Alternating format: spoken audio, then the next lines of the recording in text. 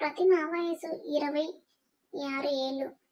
3 ఏళ్ల క్రితం రాఘవయ్య కొడుకు సుధీర్ భార్య సుధీర్ ఫ్యామిలీ. చిన్నప్పటి నుంచి రాఘవయ్యకు 64 ఏళ్లు. తనకున్న తమ్ముళ్ళిద్దరిని 20 ఏళ్ల కిందటనే భార్య పోవడం, దాంతో ముడ్డ కాస్త ముదురవ్వకుండా సోరకాయగానే ఉండిపోవడం, ఇక పెళ్లి చేసుకునే వయసు లేదా అర్థమయ్యాక ఉన్న జీవితాన్ని అడ్జస్ట్ అయ్యాను. 3 ఏళ్ల క్రితం సుధీర్కి పెళ్లి చేశారు. 3 ఏళ్లకు గాను ఓ 10 రోజుల క్రితం తిరిగొచ్చారు ఇండియాకు. ఇద్దరు దంపతులు ఇక పిల్లలు కలగట్లేదు అనే బాధతో హాస్పిటల్కు చూపించుకోవడానికి వెళ్లారు. 2 రోజుల క్రితం ల్యాబ్లో ఏవేవో టెస్టులు చేయించుకున్నారు.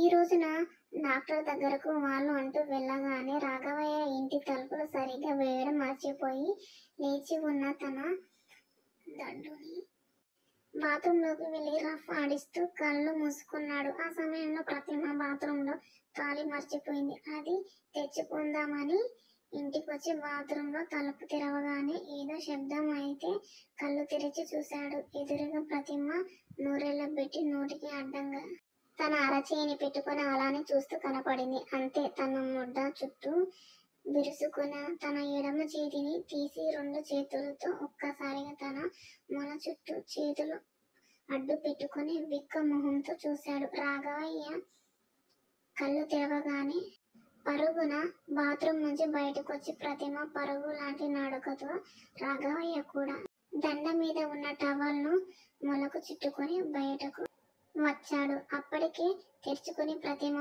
ఒకలాగా చూపులు తప్పించుకుంటూ బయటకు వెళ్లాలని చూస్తుంది. అయినా ఏంటి మీరు ఈ వయసులో ఈ పనులు? చీచి, సారీ ప్రతిమ, మీరు బయటకు వెళ్ళిపోయారేమో అని అనుకున్నాను. ఇలా నన్ను చూసినట్లు నా కొడుకు చెప్పకు ప్లీజ్ అంటూ బతిమిలాడాడు రాఘవయ్య. మాటలు నోటి నుంచి రావట్లేదు కానీ చెప్పినట్లుగా తలుపు బయటకు వెళ్ళిపోయింది ప్రతిమ. ఆమె అంటూ వెళ్ళగానే రాఘవయ్య తలుపులు వేసుకున్నాడు.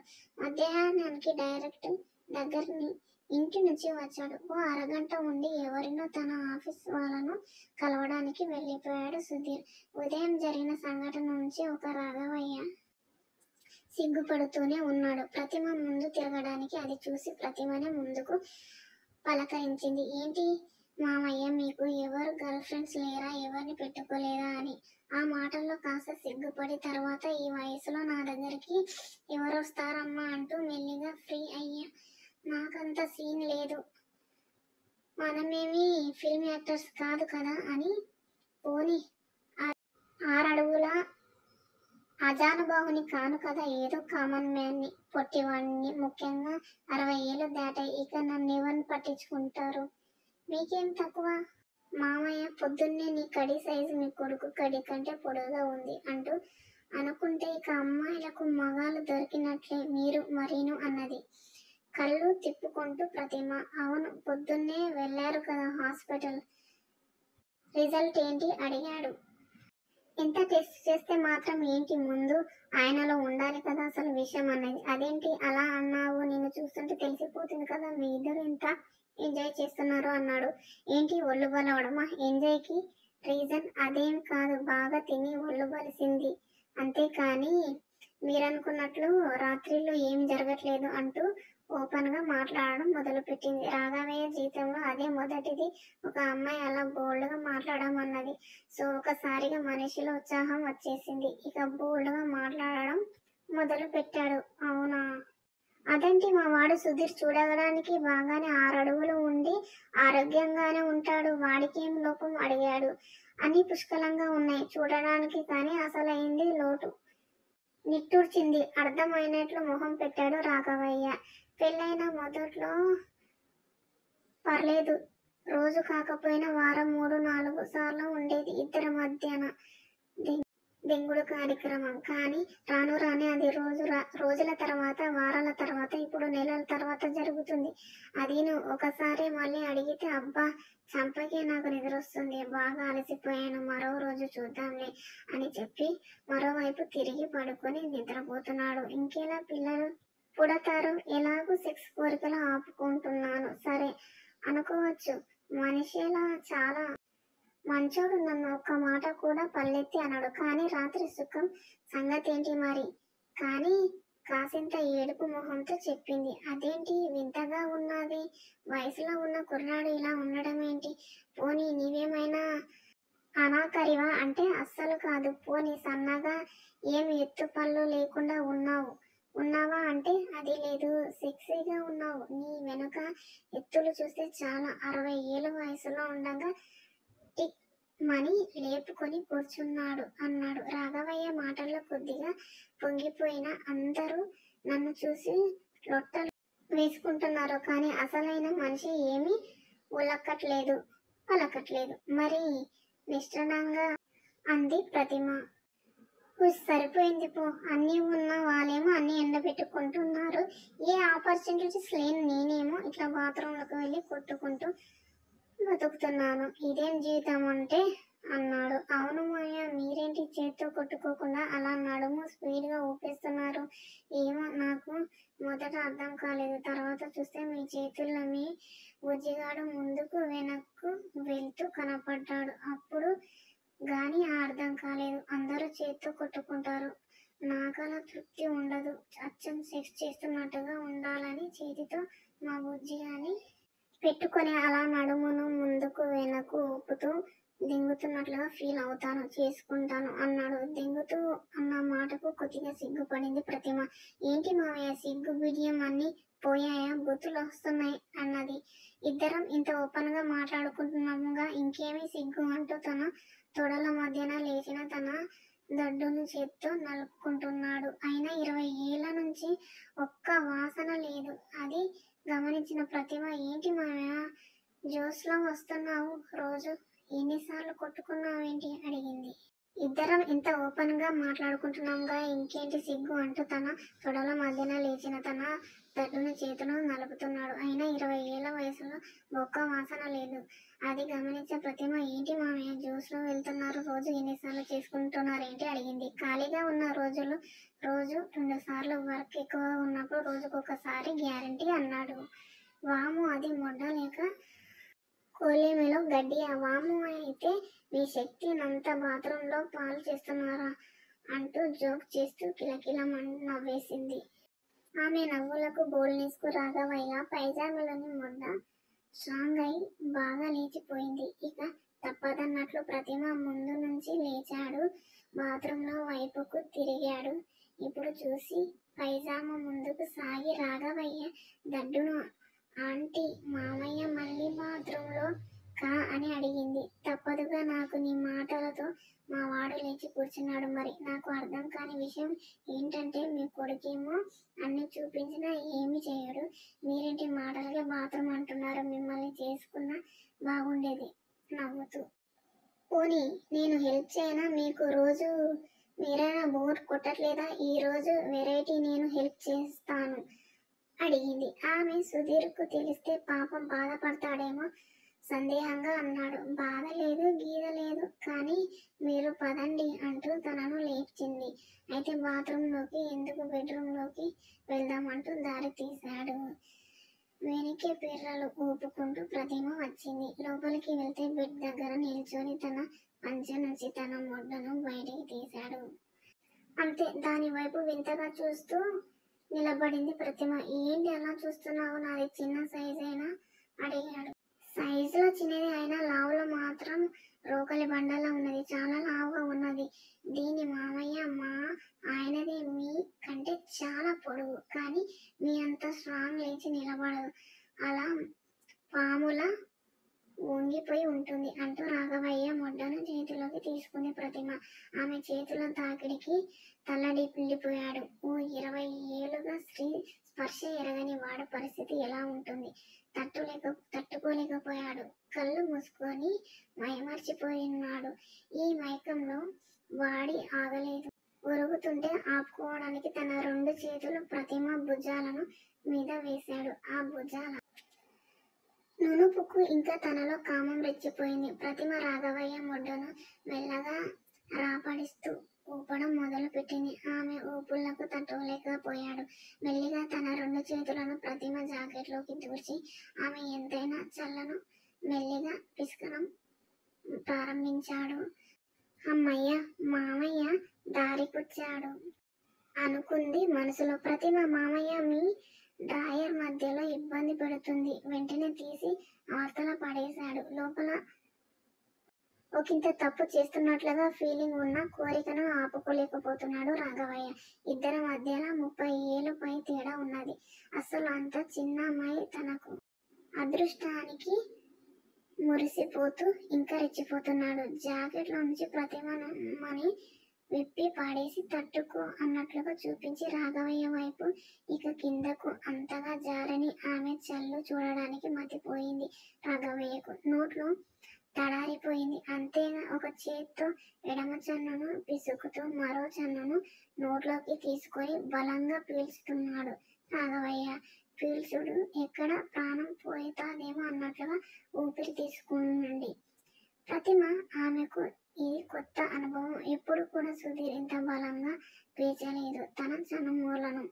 మరో చేత్తో నలిపేస్తూ నోట్లో ఉన్న చనుమూలను వదిలేసి ప్రతిమ నుదుటి మీద, ముక్కు మీద, పెదాల మీద ముద్దులు కురిపిస్తున్నాడు. నోట్లో నోరు పెట్టి గట్టిగా పీల్చి పాడేస్తున్నాడు. అతని పీల్చునకు తట్టుకోలేక ఒకసారి అతని పెదాల నుంచి విడిచిన ఓ 2 క్షణాలు గాలి పీల్చుకొని మళ్ళీ రాఘవయ్య పెదాల్లోకి తన పెదాలను దూర్చేసింది. ఆమె పాదాల నుంచి మెల్లిగా గొంతు మీద వరకు ఆమె పెదవైన కొబ్బరి బోండా లాంటి చల్ల మందులో వచ్చి మొహంలో రాపాడిస్తూ ముద్దులు కురిపిస్తున్నాడు.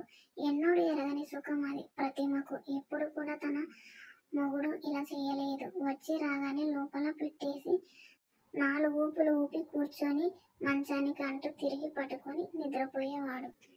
ఇప్పుడు రాఘవయ్య మావయ్య చేసిన ఫోర్స్ ప్లే ఆమెలోని కోరికలను ఇంకా రెచ్చగొడుతుంది. రాఘవయ్య ముందుకు అతని ఫోర్స్ ప్లేకు తట్టుకోలేక గట్టిగా మూలుగుతున్నది. ప్రతిమ అలానే నడుము దాకా వచ్చాడు. అక్కడున్న కూర్చుని ఒక లాగులో లంగాలో సహా లాగేశాడు. అవి కుప్పగా కింద పడేసాడు. అప్పుడు చూశాడు ప్రతిమ బలమైన తొడలను. తమకం ఆపుకోలేక వాటి మధ్యన తన తల దాచుకుని పాల పొదుగు కోసం దుండావు. ఎలా పొదుగులోకి కుమ్మి కుమ్మి పాలు తాగుతున్నట్లుగా ఆమె తొడల మధ్యలో తెగ పొడుచుకొస్తున్నాడు. తన తలతో ఆంటీ మామయ్య తోటి పొడిచేసి కార్చుకునేట్లుగా ఉన్నారుగా అన్నది ప్రతిమ. అబ్బా, ఏమైనా తొడలా అవి అరటి బోర్డులా తెలుసా అని మురిసిపోతూ వాటిని పంటితో కొరుకుతూ ముద్దాడుతున్నాడు పొదల వరకు. అసలే రాఘవయ్య మామయ్య అప్రోచింగ్ కొత్తగా ఉంటే ఇక తన తొడలను చూసి ఆశ్చర్యపోతూ వాటిని కుమ్మిస్తుంటే ఈ సుఖం పరవశిస్తూ గట్టిగా అరిచేస్తున్నది. అంటూ తన చేతుల్లో తన తొడల మధ్య ఉన్న రాఘవయ్య తలను ఇంకా తనలోకి నొక్కుకుంటున్నది ప్రతిమ. ఆ తమకానికి తట్టుకోలేక మెల్లిగా ఆమె ఉపష్ట మీదకు వచ్చాడు. చిన్న సైజులో పూర్తిగా పొంగి ఉన్న ప్రతిమ పూకును చూడగానే ఆగలేక తన పేదాలతో ముద్దులాడుతూ కసుక్కున్న తన నాలుకను లోపలికి తోశాడు. ఇన్నాళ్ళుగా ఇంగ్లీష్ వాళ్ళు బ్లూ ఫిలిమ్స్ చూసి చూసి తనకెప్పుడు ఇటువంటి అదృష్టం దక్కుతుందో అని ఎప్పుడు వాంగించేవాడు. అలాంటిది ఇప్పుడు అదిని మార్చి తోడే వయసులో ఉన్న కోడే గిత్త లాంటి అమ్మాయి దొరికేసరికి తనకు దక్కిన అదృష్టానికి మురిసిపోతున్నాడు. దొరికిన అవకాశాన్ని సద్వినియోగం చేసుకోవాలని, అతనిని తీరా ఎంజాయ్ చేయాలని అనుకుంటూ ఆమె పూకులోకి నాలుకతో అరగదీస్తూ మరో పక్కన తన 2 చేతులను పైకి చాపి ఆమె వాలిన్లను నలిపిస్తూ ఎక్కడికో స్వర్గానికి తీసుకెళ్తున్నాడు. మెల్లిగా ప్రతిమను బెడ్ మీదకు తోసి చూశాడు. అప్పుడు కానీ ఆమె అందాలను పూర్తిగా చూడలేకపోయాడు. గుండ్రటి భుజాలు, ఎత్తైన స్తన సంపద కొద్దీ వంపు తిరిగి నడుము, దాని నుంచి లోతైన నాభి, దాని కిందకు జారితే వెడల్పైన జగనం తొడలు. ఒక్కసారిగా ఆమెను చూసి మురిసిపోతూ ఏమున్నాయి Pratima, really I am lucky, so అలాంటి అద్భుతమైన బాడీ ఉన్న అమ్మాయి నాకు దక్కడం really I'm so lucky fellow అని మాట్లాడుతూ ప్రతిమ మీద పడిపోయాడు. వెంటనే ప్రతిమ తొడలను విడదీసి ఆమె మధ్యలో చేరి నోట్లో నోరు పెట్టుకుని ఆమెని జుర్రుకుంటూ మరో ప్రక్కన రెండు పాలిండ్లను బలంగా పిసికేస్తున్నాడు. అతని బలమైన మొడ్డ ఆమె నాభి వద్దకు వచ్చి పొడుస్తుంది. ఆ స్పర్శ కొత్తగా వింతగా ఉంది ప్రతిమకు. ఎంత పిసికినా నలిపినా కూడా తనివి తీరట్లేదు రాఘవయ్యకు. ఆమెకు బోర్లేసి వెనుక వైపు నుంచి ప్రతిమ మీదకు వాలాడు రాఘవయ్య. ఎంతైనా ఆమె పిర్రల మొలకు మెత్తగా బలంగా తగిలాయి. అతని మొడ్డ పిర్రల మధ్య గట్టిగా తగులుతూ మధ్యలోకి దూరాలని తెగ ట్రై చేస్తుంది.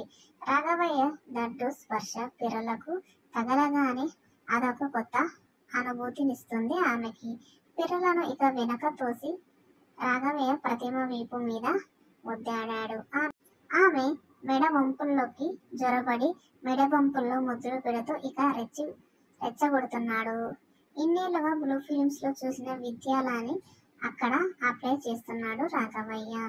పిసుకాలకు ఆగలేక వెంటనే వెలక్కిలా తిరిగి చేతులతో రాఘవయ్య మొడ్డును తీసుకొని తొడలు వెడల్పు చేసి కసుక్కున తన పోగులోకి తోసింది. అంతే, ఒక్కసారిగా అతడి లావాటి మొడ్డ లోపలికి దూరేసరికి ఊపు దళసరి గోడలకు బిగుతుగా తగిలింది. రాఘవయ్య మొడ్డ ఆ స్పర్శను ఆస్వాదిస్తూ కళ్ళు మూసుకుంటే తన రెండు కాళ్ళకు రాఘవయ్య నడుము చుట్టూ బిగిస్తూ తనకేసి ఇంకా గట్టిగా అద్దుకున్నది. మొగుడి మొడ్డ ఎప్పుడూ కూడా ఇంత గట్టిగా ఉండేది కాదు. చూడడానికి చాలా పొడవుగా పాములా ఉన్నా కూడా లోపలికి దూచుకోవాలంటే నా అగచాట్లు పడేది ప్రతిమ. అదెప్పుడు మెత్తగా ఉండి వంగిపోతుండేది. మగాళ్ళందరికీ ఇలానే అవుతుందేమో అని అనుకున్నదే మొదట్లో. కానీ అమ్మలక్కల కబుర్లలో అందరికీ అలా ఉండదు, తెలుసుకోండి. అదీను కాక నిన్నటి దినం బాత్రూంలో రాఘవయ్య మామయ్య స్పీడ్ నడుము ఊపుడు చూశాక ఇక ఆశ్చర్యపోయింది. అంత స్పీడ్గా నడుమును ఊపుతారా అని ఆమెకు అనుభవంలో లేని వ్యవహారం. అది చూసే మామయ్య మీద మోజు పెంచుకున్నది. లోపలికి దూరగానే 20 ఏళ్ల తర్వాత మొదటిసారిగా పూకు స్పర్శను పొందుతున్న రాఘవయ్య పరిస్థితి చూస్తే ఎక్కడో ఉన్నట్లుగా ఉంది. దానికి మనసారా అనుభవిస్తూ మెల్లగా ఆగడం మొదలుపెట్టి 2-3 నిమిషాల్లో గుబేల్ మంటూ గట్టిగా గుద్దడం మొదలుపెట్టాడు. ఆ గుద్దులకు ప్రతిమ నడుము తట్టుకోలేకపోయింది. ఏంటి ఇంత బలం ఉంటాయా నడుము ఊపులు అని ఆశ్చర్యపోయి ఆమె రాఘవయ్య ఊపులకు తట్టుకోలేక కళ్ళు తేలేస్తుంది. అమ్మా, చంపేస్తున్నావు మామయ్య, నా వల్ల కావట్లేదు, ఇదేం సుఖం తండ్రి అంటూ కేకలు వేస్తుంది. 20 ఏళ్ల మంచి కండ పట్టిన అమ్మాయి, అదీను తనలాంటి అనాకరి కాకపోయినా ఏమాత్రం కూడా చుట్టడానికి పెద్దగా బాగోలేని మనిషిని దొరకడం అన్నది తానెంతో అదృష్టం చేసుకున్నాను అని మురిసిపోతూ ఇన్నాళ్లుగా దాగున్న తనలోని దాహాన్ని ఒక్కసారిగా తీర్చుకోవాలనే ఆలోచనతో బలంగా నడుమును కుదేస్తూ దింగుతున్నాను. రాఘవయ్య నడుము ఊపులకు కళ్ళు తేలేస్తుంది ప్రతిమ. ఇదెంత బలం! తన మీద పడుకున్నదంటే వెనకల నడుము ఎక్కడ విరిగిపోతుందేమో, వెనుకున్న పూసలు జారిపోయేలా అనిపించేంతగా బలం కుమ్ముతున్నాడు. మరో పక్కన తన ఊపులకు పైకి కిందకు ఊగుతున్న ఆమె కొబ్బరి బోండా లాంటి సన్లను పట్టుకుని పిసుకుతూ నలిపేస్తున్నాడు. ఒకేసారి కింద పైన రెండు వైపులా రాఘవయ్య ఇస్తున్న సుఖాన్ని తట్టుకోలేక కేకలేస్తూ మొత్తం శరీరాన్ని రాఘవయ్యకు అర్పించేసింది. ఓ 15 నిమిషాలు కుమ్మి చివర్లో పిచికారి కొట్టేస్తున్నగా కార్చేశాడు రాఘవయ్య.